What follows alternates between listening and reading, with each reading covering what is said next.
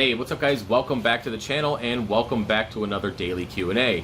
Now before we move into today's topic, I want to say thank you to all the support on the previous videos in this series. Now if you're new to the channel, this is a mini series where I'm uploading every single day for the next 30 days these quick Q&A videos just to see how they interact with the algorithm and see if the channel gets a boost from the extra content. Now if you want to be part of one of these videos, definitely leave your question in the comment section and I will answer it as soon as I can. Now, with that said, let's go ahead and move on to today's question, which is from Sean. He says, say something about fragging acros. When I frag my acros, why are they going white and dying, or turning white and dying? The frags are going back into the same water as the mother colonies. Now, in this video, I'm going to break it up to a couple different categories. The first one, we're going to talk about actually fragging the coral from your tank, some tips and tricks to reduce stress, go through the fragging process, and kind of talk about the things that I do here in the fish room, because I do have quite a bit of success when it comes to fragging and the healing process. I have very, very few frags that die during that, so whatever I'm doing must be working, and I want to share that advice with you. Now, the next thing I want to talk about is some tips to reintroduce those frags to your main display, again, to help reduce stress and better the odds of them healing and turning into colonies. After that, we're going to talk about something that you could possibly try, which I haven't done, but I've heard people using it to help reduce stress, and then I have some bonus stuff at the end. So if you're wondering why I'm looking down, got some notes, a whole bunch of them, and we're going to get started. So first things first, when it comes to fragging from your main display, I recommend that you get a good pair of bone cutters. Now, make sure they're stainless steel because you will be introducing salt water to them, and if you guys know what salt water does to metal, it corrodes the crap out of it. So get a good pair of stainless steel bone cutters, and don't be afraid to spend a little extra money, because if you are going to be growing a lot of acros and do a lot of cutting, it's better to have a sharp pair of bone cutters to help reduce stress when fragging. So speaking of fragging, a tip for you, and you should try, and I think I've talked about this before, is to go ahead, when you're going in there to the colony, we'll just pretend my finger is a frag, and this is the bone cutters. When you come in there, go to this piece you want, add a little bit of pressure, and then twist. That twisting will actually break the coral off at that spot, instead of sending a shock wave through the entire colony, potentially breaking it. And ask me how I know. I've broken off giant pieces of coral because I decided to just cut straight through, and then the shock wave just broke it off of the rock structure. So again, get in there, a little bit of pressure and twist. That will allow you to take off that piece of frag, and 9 out of 10 times the frag itself will actually be on the bone cutters, and you can just take it out and go about your day. Now the next thing here is don't leave your coral out for long periods of time. Now if you've been here, I used to do a video series called Frag and Chill, where I've had frags sitting out for 10 to 15 minutes.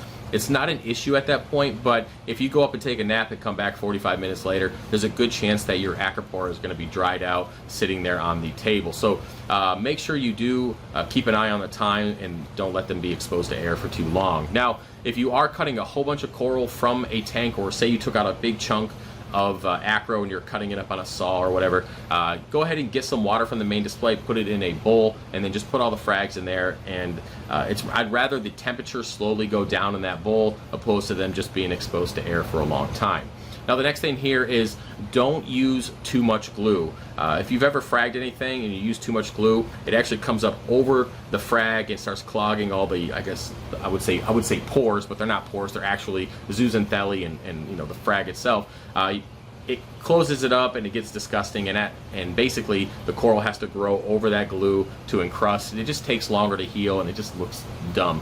And it looks, oh, I wouldn't say dumb, but okay, dumb. It looks dumb and it looks not good. It's not really good for selling coral. So don't use too much glue, and along the lines of that, use something called an acro plug. I sell them on my website, and I'm always plugging stuff. I'm just doing it in these videos. It just kind of happens.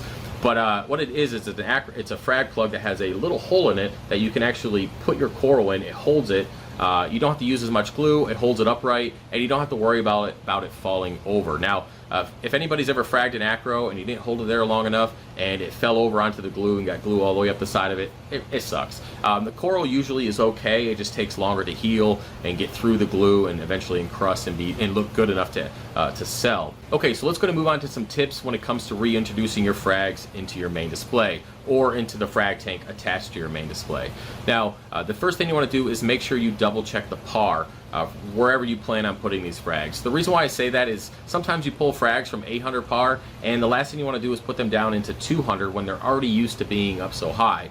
I'm not saying they have to be up at that height when you frag them and put them back, but getting them closer to that number or closer to the range in which they were at originally will aid in them healing and adjusting to the process, because you are cutting them, and that is a stressful process for not only the mother colony but for the frag itself. So to ensure the success and the chance that it will heal appropriately or efficiently, I think that's the word I'm looking for, then yeah, getting them closer to the par in which they came out of is always a good idea. Now the next thing here is if you're using a frag rack, even if it's on the glass, double check the par. It's kind of along the lines as the first thing. A lot of us are using frag racks along our glass, along the sides there, and you'll realize that depending on where your lights are, you might be losing a lot of par at that angle. Now just because it's convenient for you to frag and grab and all that kind of stuff on the side of the tank, it doesn't mean it's the greatest spot for those corals. So again, double check the par along the sides of the tank, the bottom, wherever you plan on putting a rack,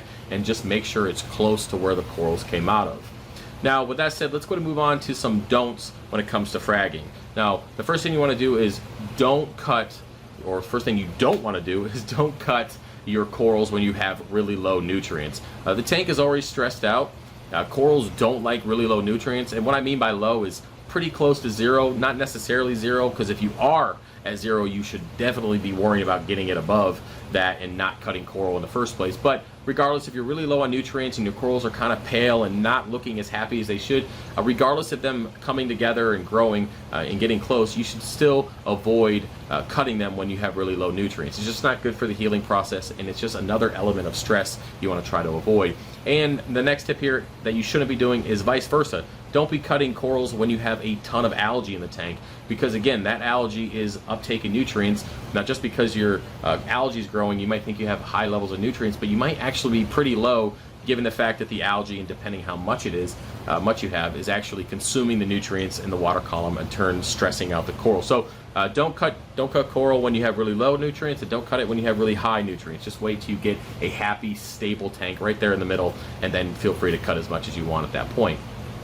Now, the next thing you want to not do, or the don'ts list here, is if you've made any major changes to the system, give it some time and wait a little while before you end up cutting your coral. So if you just added a brand new giant skimmer to make up for the little one you had on there before, or maybe you added an algae scrubber or a refugium, or you made some changes to dosing, or if you just added a calcium reactor, the point is, if you're adding something or changing something major with the system that actually could impact its overall stability and alkalinity and nutrients and all that kind of stuff, you don't want to be cutting coral at the same time. You want to wait until the system is stable to avoid, again, any mishaps or anything that you might have not have calculated based on that new equipment. Because let's say that you do get a giant Niles Quantum 300 and you have a 55-gallon tank.